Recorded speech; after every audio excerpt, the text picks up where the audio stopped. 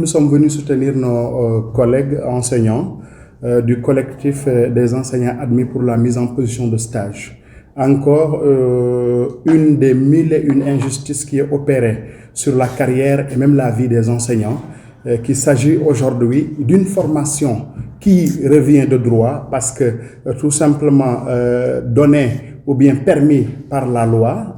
notamment la loi 61-33 du 15 juin 1961, donc qui prévoit que des enseignants qui sont concernés, c'est-à-dire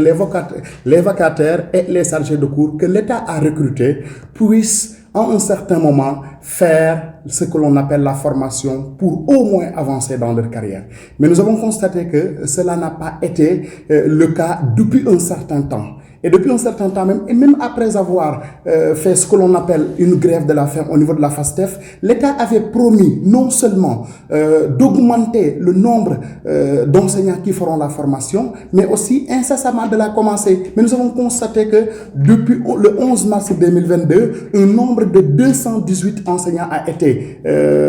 pris pour la formation, mais depuis ce jour, aucune prise en charge n'a été faite pour que cette formation puisse débuter. Alors, le collectif aujourd'hui réclame que cette formation puisse être mise en place pour que non seulement ces 218 qui ont été déjà recrutés pour la formation puissent commencer cette formation, mais que aussi que les autres qui sont en attente, plus de 4000 enseignants aujourd'hui attendent cette formation et l'État continue de recruter des chargés de cours et des vacataires parce que même cette année, les IA ont recruté des chargés de cours, que ce nombre-là puisse être apuré. Parce que non seulement la formation physique au niveau de la FASTEF est possible, parce que les administrateurs de la FASTEF l'ont confirmé, mais aussi nous pouvons avoir une formation à distance qui pourrait intéresser le plus grand nombre d'enseignants. Donc ce que le collectif réclame aujourd'hui, c'est tout simplement une formation. A-t-on l'habitude de dire que les enseignants réclament que de l'argent, mais aujourd'hui il s'agit de la vie et même de la carrière et même de la vie de l'enseignant qui est en jeu